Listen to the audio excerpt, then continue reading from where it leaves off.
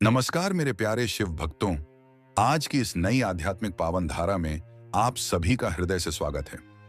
आज का यह वीडियो केवल सुनने के लिए नहीं है, यह भीतर उतरने के लिए है।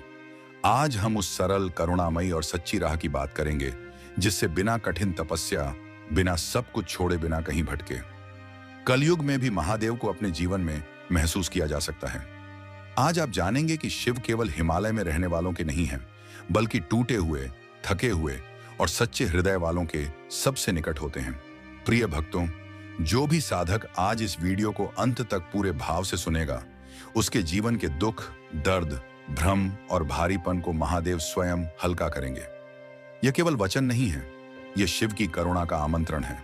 और यदि आप भोलेनाथ के सच्चे भक्त हैं, तो इस वीडियो को लाइक जरूर करें, क्योंकि आपका एक लाइक भी इस शिव ऊर्जा को और प्रबल करता है। कमेंट में पूरे भाव से हर हर महादेव जरूर लिखें, ताकि आपकी श्रद्धा इस धारा से जुड़ सके। और यदि आप हमारे चैनल पर नए हैं, तो ऐसी ही शुद्ध शिव भक्ति ज्ञान की धारा में निरंतर बहते रहने के लिए अभी चैनल को सब्सक्राइब कर लीजिए।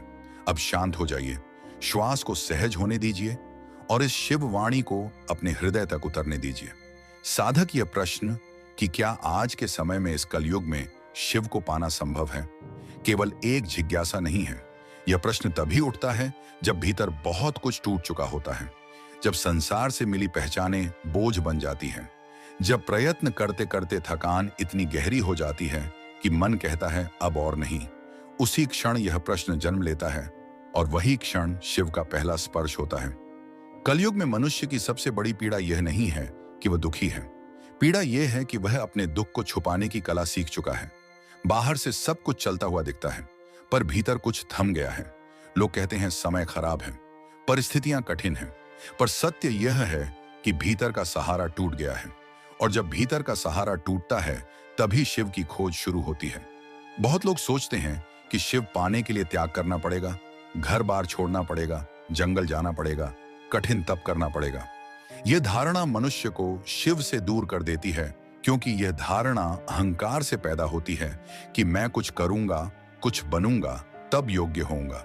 शिव इस भाषा को नहीं समझते। शिव प्रयास की नहीं, थकान की भाषा समझते हैं। शिव कोई उपलब्धि नहीं है, वे पुरस्कार नहीं है जो मेहनत के बाद मिले। शिव वह विश्राम है जो तब मिलता है जब तुम हार मान लेते हो, और हार मानना कमजोरी नहीं है। हार मानना उस झूठी लड़ाई से मुक्त होना है जिसे तुम सालों से लड़ते आए हो। कलयुग में सबसे बड़ा भ्रम यह है कि ईश्वर दूर है, जबकि सत्य यह है कि दूरी केवल मन की है। शिव कहीं बैठे प्रतीक्षा नहीं कर रहे, वे इस क्षण में हैं, इस श्वास में हैं, इस मौन में हैं। पर मनुष्य इतना शोर कर रहा है कि वह इस मौन को सुन ही नहीं पाता। मनुष्य मंदिर जाता है पर स्वयं से मिलने नहीं जाता।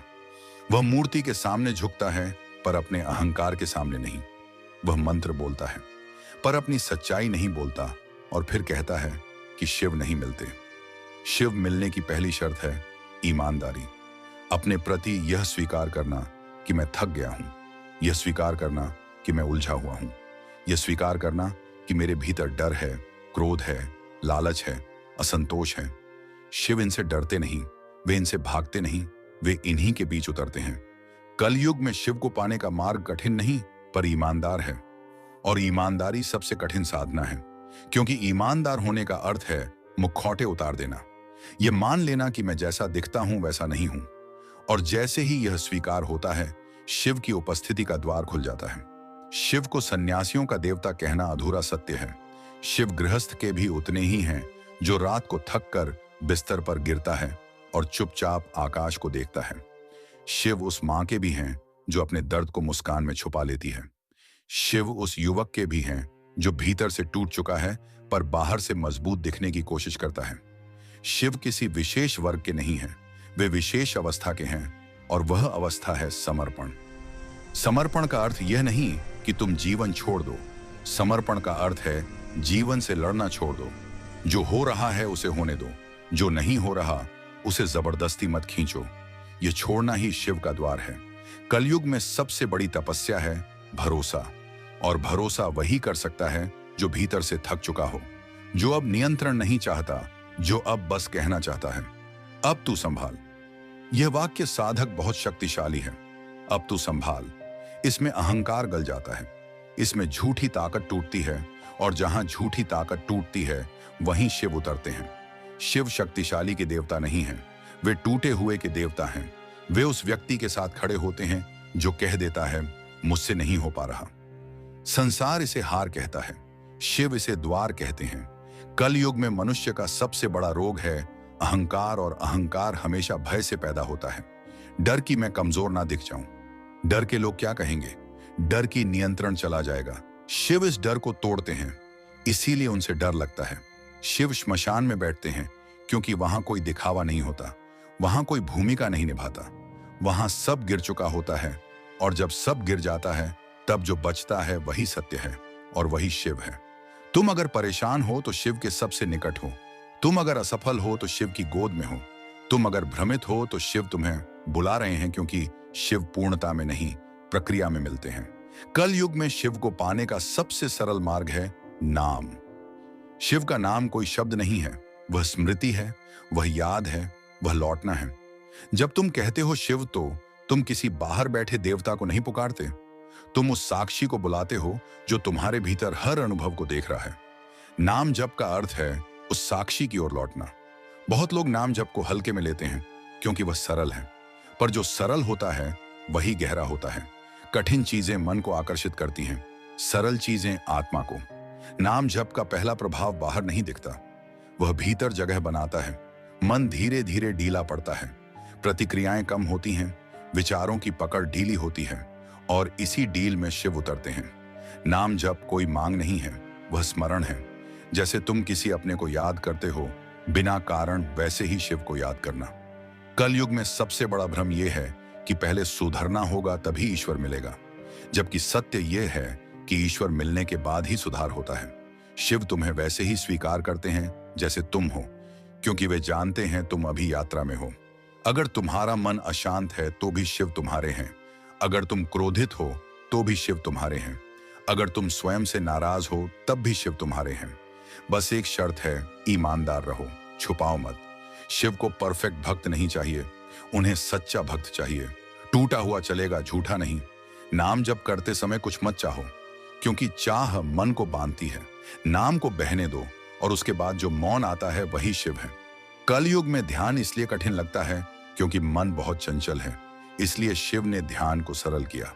नाम लो और सुनो। सुनने में मन थमता है, और जहां मन थमता है वहां शिव ठहरते हैं।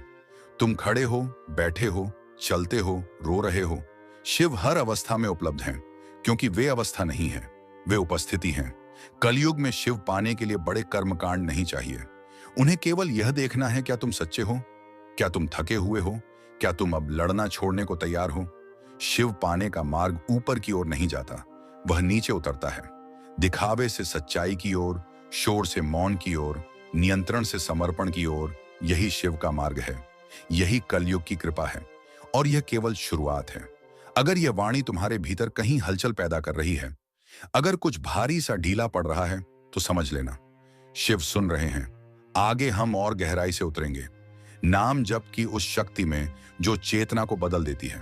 साधक, अब हम उस भूमि में प्रवेश कर रहे हैं जहां शब्द कम पड़ने लगते हैं और अनुभव बोलने लगता है, क्योंकि शिव की यात्रा बाहर से भीतर की नहीं होती, बल्कि भीतर से और भीतर की होती है। और जैसे जैसे भीतर उतरते हो, वैसे वैसे मन की चालें सामने आने लगती हैं। मन पूछता है, क्या यह सब सच है? क्या केवल नाम लेने से कुछ बदल सकता है? क्या यह स्वयं को बहलाने का एक तरीका नहीं है?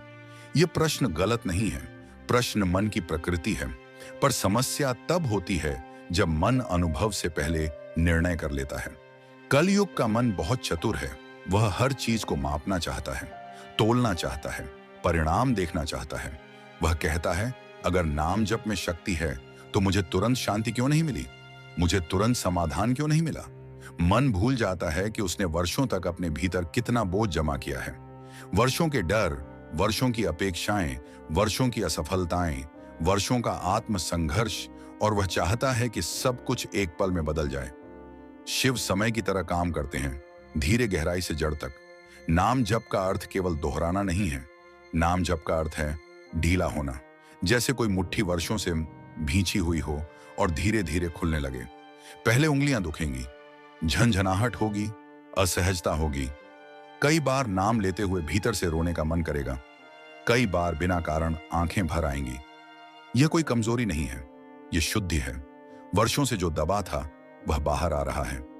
कलयुग में मनुष्य का सबसे बड़ा डर है अपने भीतर उतरने का, क्योंकि भीतर उतरते ही उसे अपने घाव दिखने लगते हैं और मनुष्य घावों से डरता है। पर शिव घावों में ही प्रकट होते हैं। जहां चोट है वहीं चेतना जागती है, जहां पीड़ा है वहीं करुणा उतरती है। नाम जप करते समय बहुत से लोग कहते हैं विचार आ रहे हैं, ध्यान नहीं लग रहा। पर ध्यान का अर्थ विचारों का ना आना नहीं है। ध्यान का अर्थ है विचारों से लड़ना छोड़ देना। जब तुम नाम लेते हो और विचार आते हैं तो उन्हें रोकने की कोशिश मत करो, बस नाम में लौटाओ। लौटना ही साधना है, बार बार लौटना, बिना क्रोध के, बिना निराशा के। यही करुणा है अपने प्रति। शिव की साधना में कठोरता नहीं है। शिव दंड नहीं देते, वे समझ देते हैं, और समझ धीरे धीरे आती है। जैसे अंधेरे में आंखें धीरे धीरे देखने लगती हैं, वैसे ही चेतना धीरे धीरे स्पष्ट होती है। नाम जप का एक गहरा रहस्य यह है कि वह मन को पकड़ता नहीं, मन को ढीला करता है। अधिकांश साधन मन को नियंत्रित करना सिखाते हैं, शिव मन को मुक्त करना सिखाते हैं। नियंत्रण में अहंकार छिपा होता है, मुक्ति में समर्पण। जब तुम नाम लेते हो तो यह मत सोचो कि तुम कुछ कर रहे हो, यह भाव छोड़ दो, बस होने दो। जैसे श्वास अपने आप आती जाती है, वैसे ही नाम को बहने दो। कई बार नाम अपने आप चलने लगेगा, बिना प्रयास के उसी क्षण समझ लेना शिव निकट है। कलयुग में सबसे बड़ी बाधा है जल्दबाजी। मन कहता है जल्दी दिखाओ, जल्दी अनुभव दो। पर चेतना फूल की तरह है, उसे जबरदस्ती नहीं खिलाया जा सकता। जब समय आता है वह अपने आप खिलती है। नाम जब बीज बोने जैसा है, बीज मिट्टी के नीचे काम करता है, बाहर कुछ नहीं दिखता, पर भीतर जीवन तैयार हो रहा होता है। जो व्यक्ति धैर्य रखता है वही अंकुर देख पाता है। जो जल्दी खोद कर देखने लगता है वह बीज को ही नष्ट कर देता है। कई बार नाम जप करते हुए ऐसा लगेगा कि सब कुछ और भारी हो गया है, दुख बढ़ गया है, बेचैनी बढ़ गई है। साधक, यह भ्रम है। ऐसा इसलिए होता है क्योंकि जो दबा हुआ था वह ऊपर आ रहा है। यह वैसा ही है जैसे घाव को साफ करते समय दर्द होता है, पर वही दर्द उपचार है। नाम जप का एक चरण ऐसा आता है जब तुम अनुभव करते हो कि दुख आते हैं पर पहले जैसे नहीं चिपकते। क्रोध आता है पर टिकता नहीं। विचार आते हैं पर पकड़ ढीली हो जाती है। यही संकेत है कि भीतर कुछ बदल रहा है। यह कोई चमत्कार नहीं है, यह स्वाभाविक परिवर्तन है। कलयुग में लोग बाहरी चमत्कार चाहते हैं, पर शिव का चमत्कार भीतर होता है। जब प्रतिक्रिया कम हो जाती है, जब तुम वही परिस्थितियां झेलते हो पर भीतर कुछ शांत रहता है, जब तुम्हें सब कुछ व्यक्तिगत नहीं लगता, यही शिव की कृपा है। नाम जप का दूसरा गहरा पहलू है नियम। नियम का अर्थ अनुशासन नहीं, नियम का अर्थ प्राथमिकता। यह कहना कि चाहे दिन कैसा भी हो, मैं कुछ क्षण अपने लिए रखूंगा। कुछ क्षण उस मौन के लिए, उस स्मरण के लिए 5 मिनट भी पर्याप्त हैं। यदि वे पूरे हो, पूरे अर्थ में बिना दिखावे के एक ही स्थान पर बैठना मन को संकेत देता है। धीरे धीरे वह स्थान ऊर्जा से भरने लगता है। वहां बैठते ही मन स्वतः शांत होने लगता है। यह कोई जादू नहीं है, यह स्मृति है, शरीर और मन की स्मृति। नाम जप का तीसरा और सबसे कठिन चरण है छोड़ देना। छोड़ देना कि कुछ होगा, छोड़ देना कि कब होगा, छोड़ देना कि कैसे होगा। मन नियंत्रण चाहता है, शिव नियंत्रण नहीं लेते, वे स्वतंत्र करते हैं। जैसे ही तुम भीतर कहते हो अब जो होगा शिव जाने, उसी क्षण साधना गहराने लगती है, क्योंकि अब अहंकार पीछे हटता है, और जहां अहंकार हटता है वहीं शिव प्रकट होते हैं। कलयुग में अधिकांश दुख इसीलिए है क्योंकि मनुष्य नियंत्रण छोड़ नहीं पाता। वह हर चीज को अपने अनुसार मोड़ना चाहता है, और जब जीवन वैसा नहीं चलता तो टूट जाता है। शिव तुम्हें जीवन के साथ बहना सिखाते हैं। बहने में संघर्ष नहीं होता। नाम जप का प्रभाव तुरंत बाहर नहीं दिखता, वह पहले भीतर की परतें खोलता है। पुरानी स्मृतियां, दबे हुए भाव, भूले हुए डर। कई बार नाम लेते हुए अचानक कोई पुराना दृश्य सामने आ जाता है। कोई पुराना दुख, यह बाधा नहीं है, यह द्वार है। देखो, पहचानो और नाम में लौट आओ। नाम जप कोई प्रदर्शन नहीं है, यह एकांत की प्रक्रिया है, जितनी गुप्त उतनी गहरी। कल युग में सच्चा साधक दिखाई नहीं देता, वह चुपचाप बदलता है। उसकी भाषा बदलती है, उसकी प्रतिक्रिया बदलती है, उसकी दृष्टि बदलती है। नाम जप का अगला चरण है साक्षी भाव। जब तुम नाम लेते हुए अपने मन को देखने लगते हो। देखना कि कौन सोच रहा है, कौन दुखी है, कौन डर रहा है। और जैसे ही तुम देखते हो, तुम उससे अलग हो जाते हो। यही शिव तत्व है। शिव साक्षी हैं। धीरे धीरे नाम के साथ एक दूरी बनती है।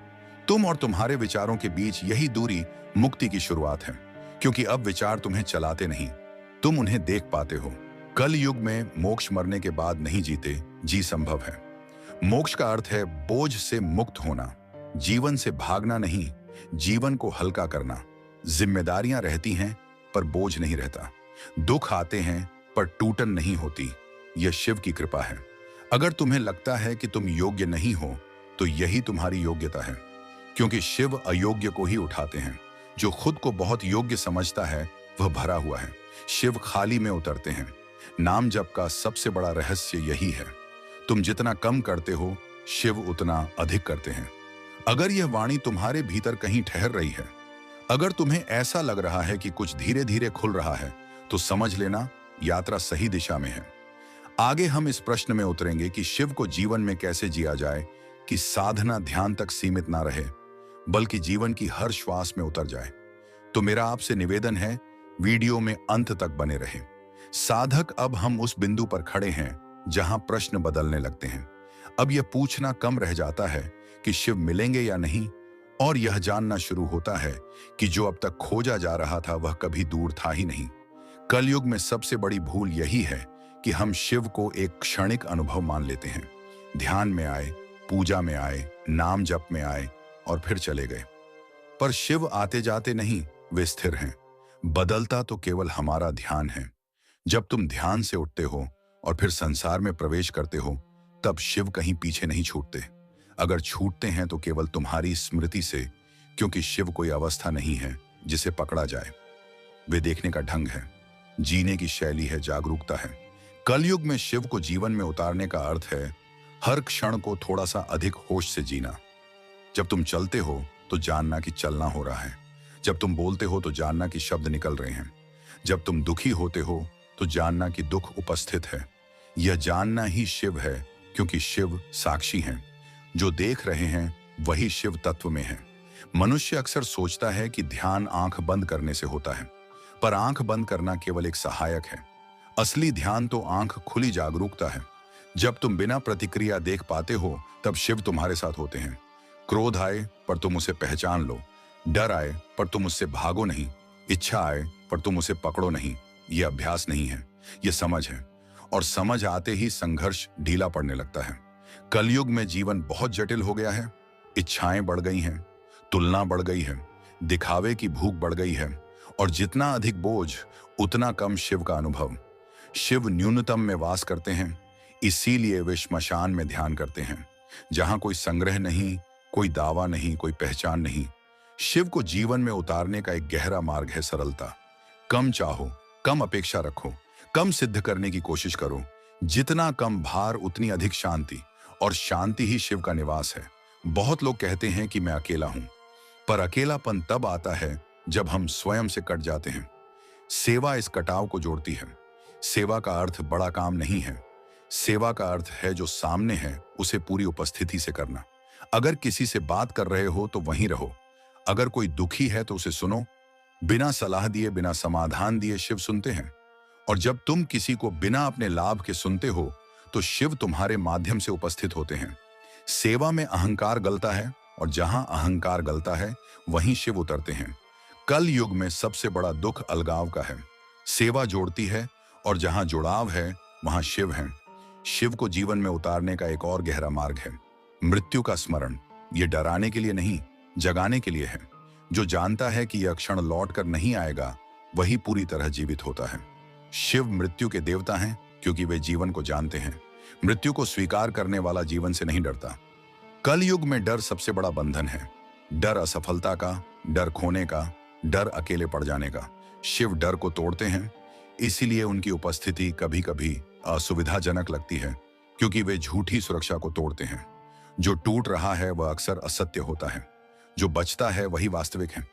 अगर तुम्हारे जीवन में कुछ टूट रहा है तो घबराओ मत। संभव है शिव रास्ता बना रहे हो। शिव विनाश के देवता हैं, पर विनाश का अर्थ नाश नहीं है। विनाश का अर्थ है असत्य का अंत। झूठी पहचान का अंत, नकली सहारे का अंत। भाव का अर्थ केवल प्रेम नहीं है, भाव का अर्थ है पूर्ण समर्पण। यह स्वीकार करना कि मैं नहीं जानता, यह मान लेना कि मैं थक गया हूं। यही स्वीकार शिव का निमंत्रण है। शिव सिद्धों को नहीं खोजते, वे थके हुए को खोजते हैं। अगर तुम्हारे मन में शिकायतें हैं तो भी कहो। शिव शिकायत से नहीं डरते। औपचारिक प्रार्थनाएं उन्हें नहीं चाहिए, संवाद चाहिए। जैसे अपने सबसे करीबी से बात करते हो वैसे ही उनसे बात करो। रात के सन्नाटे में, सुबह की थकान में, किसी टूटे क्षण में शिव हर समय उपलब्ध हैं। कलयुग में शिव की उपासना किसी मंदिर तक सीमित नहीं है। जहां तुम अपने आप से ईमानदार हो जाते हो वही शिव का धाम है। जहां तुम मुखौटा उतार देते हो वही कैलाश है। शिव को पाने का अर्थ कहीं पहुंचना नहीं है। शिव को पाना पहचानना है कि तुम कभी अलग थे ही नहीं। शिव कोई लक्ष्य नहीं है, वे स्थिति हैं। जब तुम कुछ बनने की कोशिश छोड़ देते हो तभी तुम वह हो जाते हो जो सदा से थे। अगर तुम थके हो तो शिव पास हैं, अगर तुम खाली हो तो शिव प्रकट हैं। कुछ करने की आवश्यकता नहीं है, बस हटने की आवश्यकता है। अहंकार से हटो, डर से हटो, झूठ से हटो। जो बचेगा वही शिव है।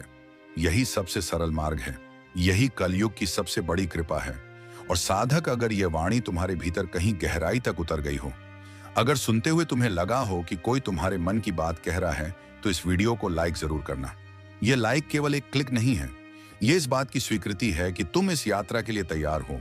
अगर तुम पहली बार इस शिव भक्ति ज्ञान से जुड़े हो तो चैनल को सब्सक्राइब जरूर कर लो, ताकि ऐसी ही गहन, शांत और जागृत करने वाली वाणियां सीधे तुम्हारे हृदय तक पहुंचती रहे।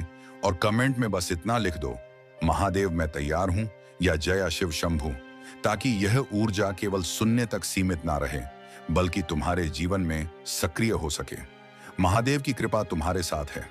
संदेश समाप्त हुआ है, पर शिव की उपस्थिति अभी भी तुम्हारे चारों ओर प्रवाहित हो रही है।